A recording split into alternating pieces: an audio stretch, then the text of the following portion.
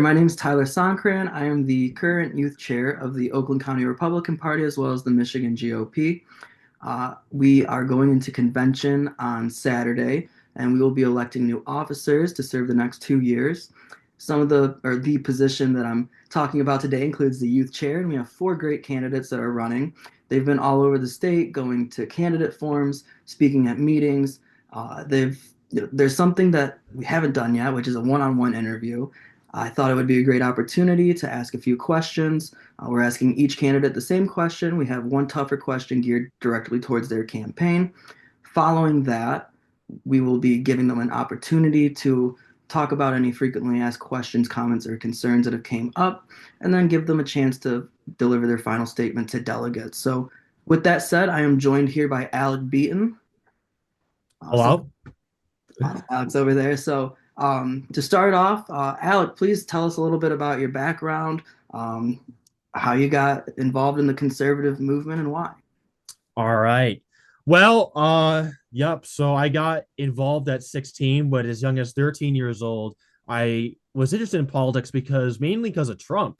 I would watch the primaries with my dad every 4 years or so, and Trump just stood out to me. He was bold, he was powerful, he was saying things that no one else was saying that was on the platform. People thought he was very controversial, but I thought he was awesome. So I immediately supported him, and at 16 years old, I would go to all the GOP meetings. I would go to my high school. I would tie a mega hat to my backpack. I couldn't wear it to school, so I have to tie it to my backpack.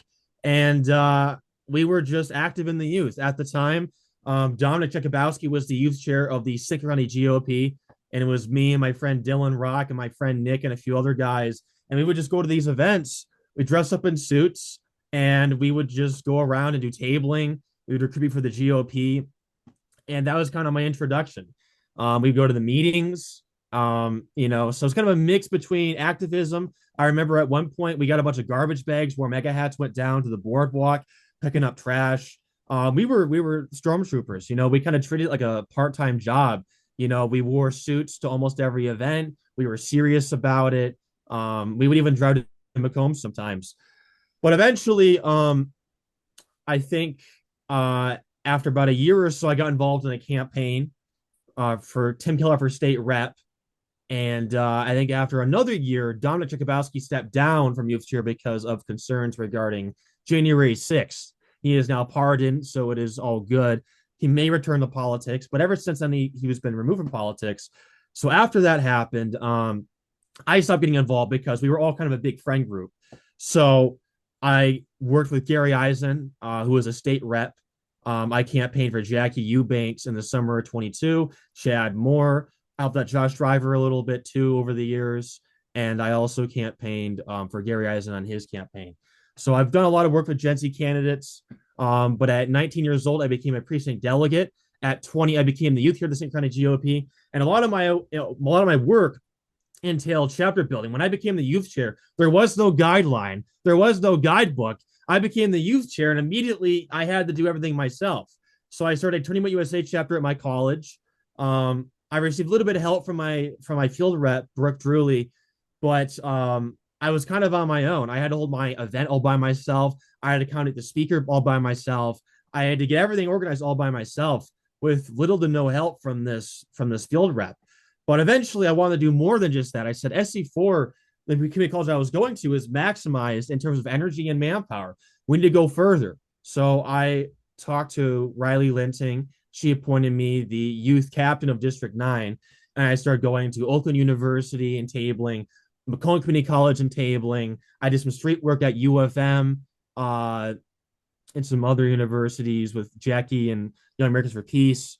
And a lot of it's just chapter building. I know that there is a strong chapter for Tournament USA at Oakland University today that's doing very well. They held that Q&A with Vivek Ramaswamy last November, I believe it was. So I've contributed a lot to not just the St. County GOP, but to the district. And I think a lot of what we need to be doing, or that a lot of what I'm going to be doing, is doing that same work before the state. It is going to require me to coordinate with district chairs. I'm probably going to appoint regional chairs of certain universities and stuff. And it's going to require a lot of infrastructure because right now, I have friends who have been in CRs where they tried to start a CR chapter, and there has been not very much effort from the other side. I've been told that there is poor leadership in general. I've been told they have one coffee hour a month. I've been told that they don't really do tabling, they don't really hold speaking events, they don't really do anything that Tournament USA is doing. And yet we are shocked that Tournament USA is taking over. So what I want to do is build an infrastructure where we have representatives or managers overseeing these universities. We have chairs at these universities who are doing all these things, and they are being trained, given the resources to build these chapters. And it's not that hard. You don't need $500,000 to do this. There are organizations like the CRAs who are willing to do this for free. So that's what I want to do. That's my background, and I am very excited. Last but not least, I am an America First conservative. I am a Christian. I believe that Christ is king, and we should put Christians back in the power of our government, and we should maintain Christian values. Great. So, what essentially made you decide to run for youth chair? Well, a big reason why I want, or no, not one, ran. The big reason why I'm running is because we have not had a very good state youth chair in a long time. You obviously only had maybe 5, 6 months to run it. So when I say that, when I say that, I mean people before you. FYI, I don't want anyone getting confused thinking that I'm dissing you. I mean everyone before you has not really done that much. I'm not going to name anyone. I don't really name people, but that's just what we've experienced. And I want a Michigan that is strong. I go to these events and I see that Wisconsin has 100 people that are from their CRAs. I see that California has people. I see that Texas has people. I see that Florida has all these CR people. Michigan brings very few people. If there are any at all, it's usually 3 or 4 people. And when I go to these events, I bring an army of people. They're not from the CRs, but they're from Turning Point USA. They're from YaleCon. Some are just my friends who are active in the GOP, and I was able to get them on the stipend list to attend these events. I come with a big number of people, and I want to, kind of do the same thing with the CRs. I want to build an infrastructure that is so strong that we're seeing a presence across the nation at these events that are being hosted. I want to see us being invited to the New York Republican Gala. I want to see us going to AmFest. I want to see us going to ACON. I want to see us going to CPAC. I want to see a big, strong movement of college Republicans. And like I said, not anyone else has really done that much to do that. I think that it's a very simple strategy. Build an infrastructure, build chapters at every university. If they already exist, build them up, or if they aren't doing so well, build bigger and better ones. It's a very simple strategy, but it's very easy. I've already done it in Sicker County. I've already done it in District 9. I think it's very easy to do it in the state of Michigan. I don't see why other youth chairs before us have not already done that or even made an attempt at doing things like that. Nice. So, what would you say the most important role of the youth chair position is, and what are your plans to ensure success? The most important role of the youth chair position, why it was created, is to get youth involved. The youth, and when I say the youth, I mean Gen Z specifically, 65% in recent polls approve of Trump. That is a big number. That is a number bigger than the millennials. That is bigger than the Gen X's. That's almost bigger than I think even the boomers, which is a very big deal. So why are there not more of these conservatives at campuses? Why are there not more young people in the rooms? It's because they're not being mobilized. The agenda of the youth chair is not to knock doors. It is not to raise $1 million. It is to mobilize and organize these youth with energy. It is to go forth and build, again, as I said, infrastructure so that they can build these chapters, training them, leading them, and being in a position of leadership where you're helping every youth position, chairs, district chairs, county chairs, chapter presidents, chapter chairs at colleges, to amplify their position and what they are doing. You are supposed to be helping them. If you have to micromanage and go there yourself, I'm willing to make long drives to make sure that happens, especially if we are doing a speakers event. I want to bring in speakers like Josh Shriver and Steve Carrara, even work towards speakers like Michael Knowles and Charlie Kirk, Vivek Ramaswamy, I want to have big speaker lists. I want to use my connections that I have across the nation to bring in people. And I want to build infrastructure so that we're organized and we can continue that infrastructure as time goes on so that we're strong, we're unified, and we're mobilized, you know, and the thing about the CRs that I like is that CRs can endorse candidates. They can get involved in their GOP and it won't be illegal because Turning Point USA is a 501c3. They can't do that. So I think it's very important that we build a unified, strong college Republican infrastructure so we can mobilize the youth, bring them in the meetings, get them on campaigns, make them precinct delegates, even run them for office. I think it'd be cool to see more Gen Z running for office, running for state rep, running for even maybe down the road state senator. We have a very important governor race coming up in 2 years and a very important Senate race coming up as well. We need the youth to mobilize and rally to support these candidates that are going to be running so we can win these pivotal races coming up in the next 2 years. And that means doing more than just voting. Nice. I love your energy, Alec. I like that you bring up a few great points. Being a youth chair, or even just involved in the youth conservative movement. If you can get somebody to register to vote, that's awesome. But I love having an opportunity to maybe inspire the next another young candidate to run for school board or run for a city council or state rep. So I like that you were able to mention that. My next question for you is why do you believe that you are the best candidate for youth chair? Well, I believe I'm the best candidate because I am first and most importantly the youth choice. I have dozens of endorsement from other youth chairs, chapter presidents of different college chapters, precinct, just general youth who are precinct delegates. I have endorsements from out of the state, from people who work for the Heritage Foundation, from people who work closely with Turning Point USA.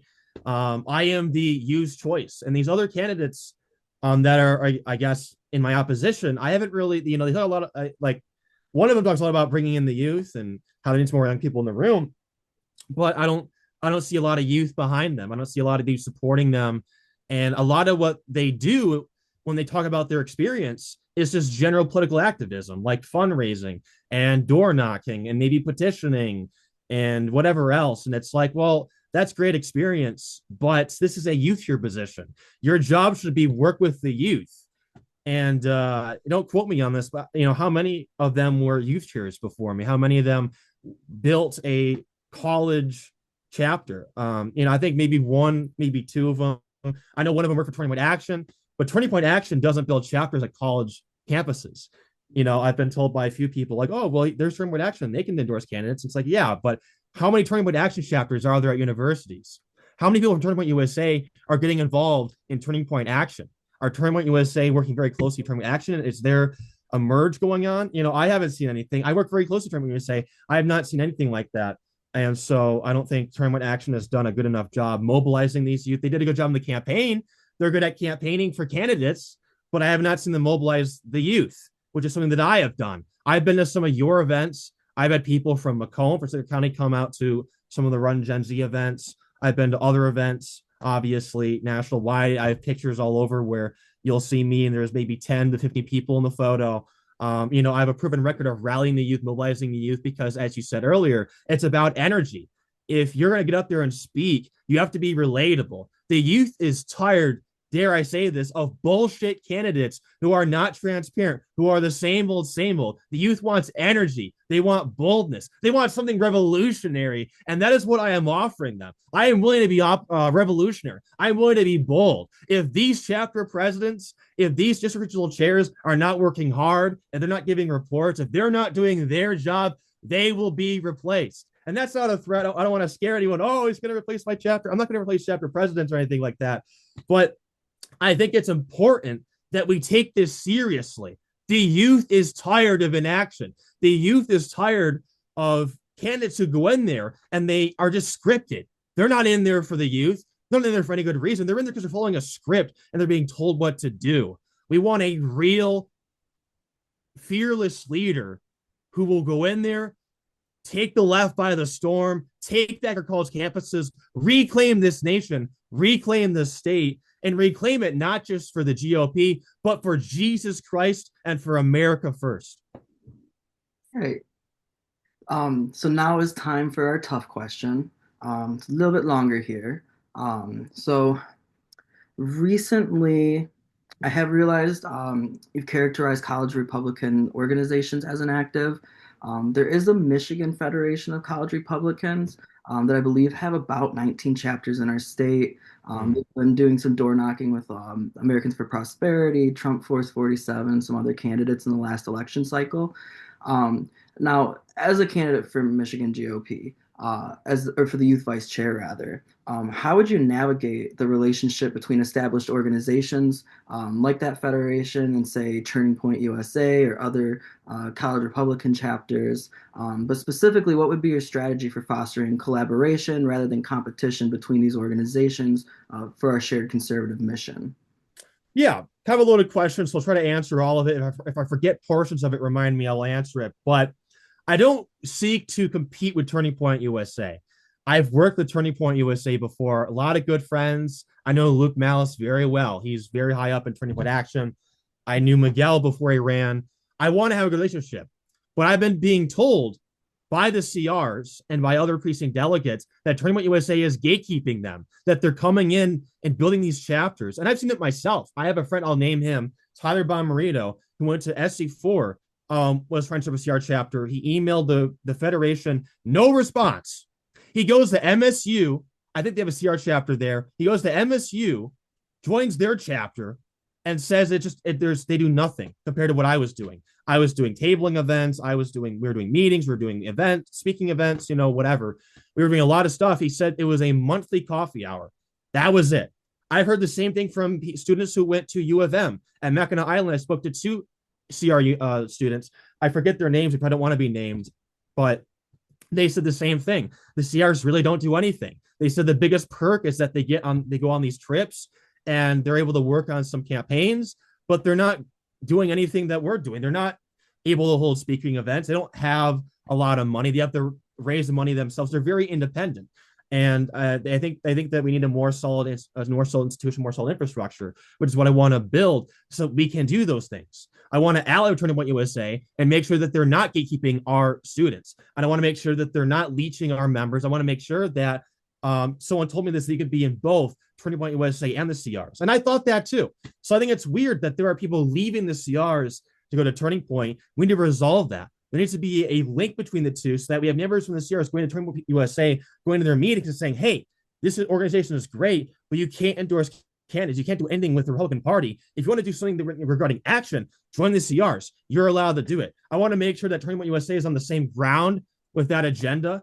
I want to make sure that they're willing to help accommodate that and that they are not seeking to replace these chapters. So I'm all for the CRs. Another concern, it wasn't in your question, but Tyler Campbell asked me this on Facebook, is the people are afraid of the CRAs. And I said this already in one of my speeches. I said, we don't have to use the CRA infrastructure. If you don't want to, if the general CRs don't want to use the CRAs for whatever reason. I've heard some weird things, like someone's, oh, they're fascist, they are like the dictatorship. And it's like, what are you talking about? What?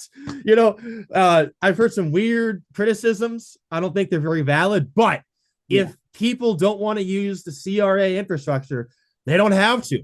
We can build our own infrastructure. I can raise the money. I've got super PACs. I've got friends.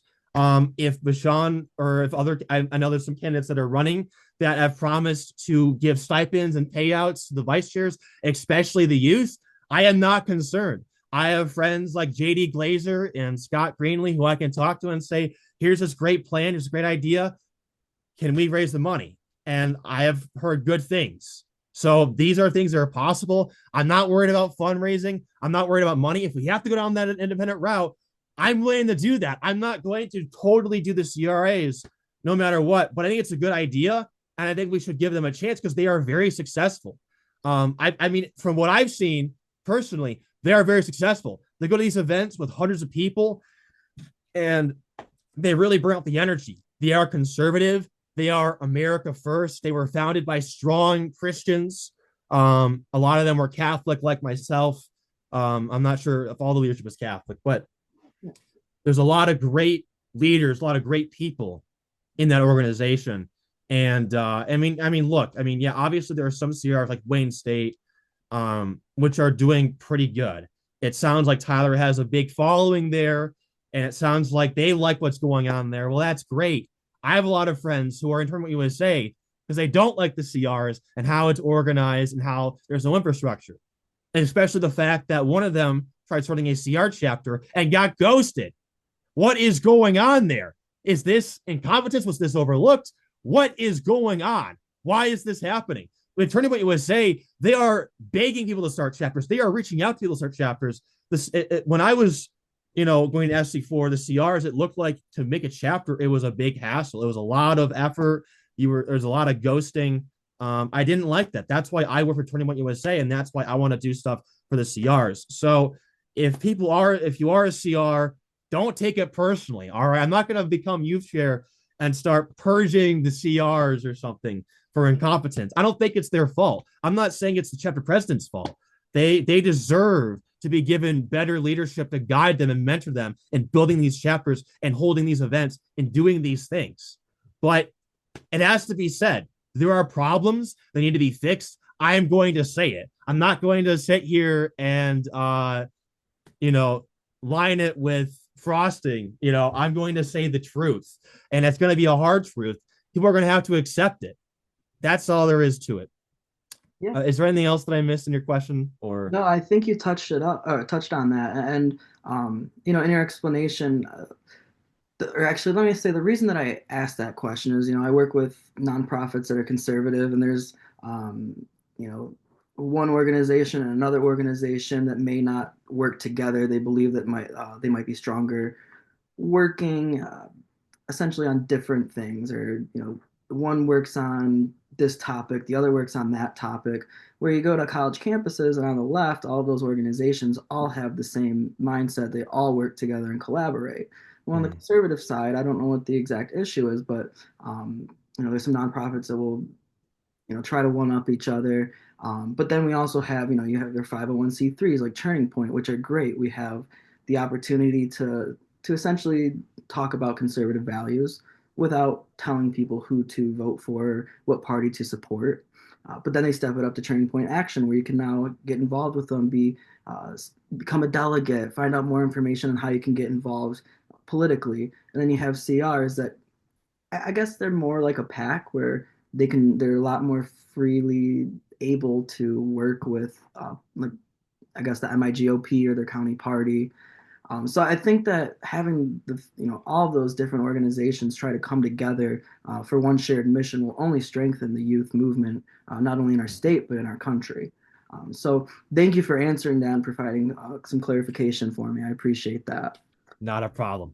So the next question, essentially, is there any questions, comments, concerns that have been frequently brought up upon your campaign trail that you may like to discuss?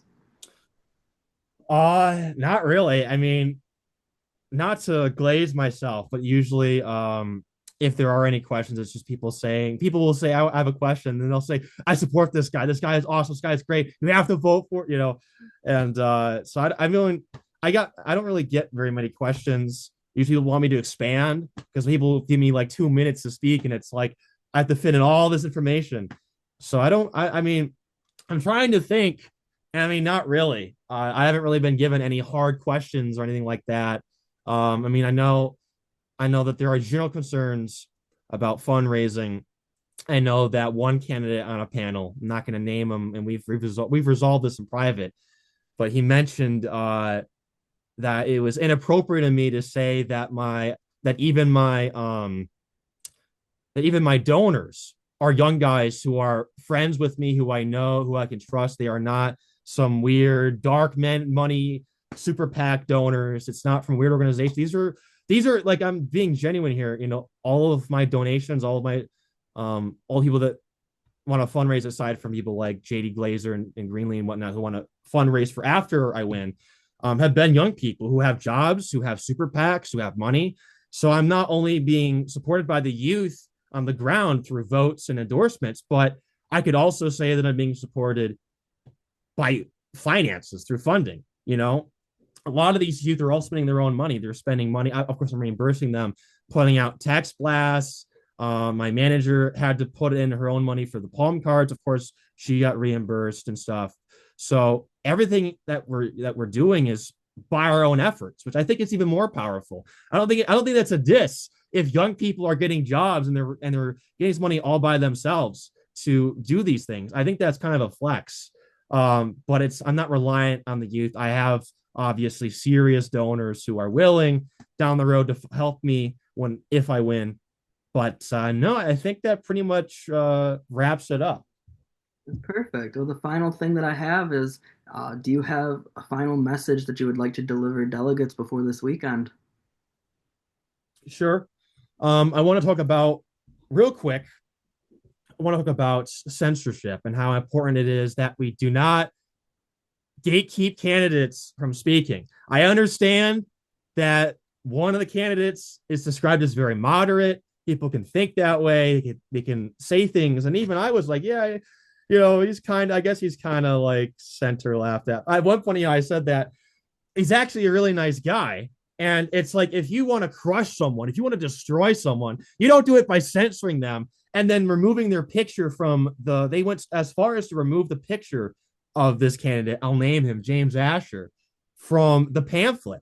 And I made a joke to the youth chair. He didn't like my joke very much. He didn't think it was very funny. I said, you know who else did that when he purged people for not being loyal to him? Joseph Stalin did. He would take pictures of people and then he would literally take them out of the picture. He would Photoshop it so they wouldn't be in pictures with him because that's how insane he was. And I'm not trying to diss you. I'm just saying, like, I have to say that because it's funny because I'm kind of a Joker figure, I'm kind of a troll. And he was like, yeah, like we're not censoring. It's just optics. It's just optics. I'm like, all right, all right, all right. I get it. You people are serious, but it has to be said. We can't censor candidates. And I'm surprised that he's the one being censored because when I kicked off the campaign, someone made a hit piece on me saying that they were in shock and fear that I'm rising to power. I'm hanging out with far right extremists at the Detroit event and I'm praying the rosary and yada, yada, yada. Of course, no one really cared about that. It just made me look even more awesome, maybe look even more cool. But usually it's people like it. You would think there'd be someone like me getting canceled, but instead it was the most moderate candidate, which actually shocks me. But the reason we also can't censor people is because it will be used against us. If we start censoring rhinos and moderates, the left will start censoring people like me for my views. So we have to set an example, I think, to not just the Republican Party, but to the left that we can't just censor people. He's on a ballot for the GOP. It doesn't matter if you think that he's a Democrat. He's on the ballot.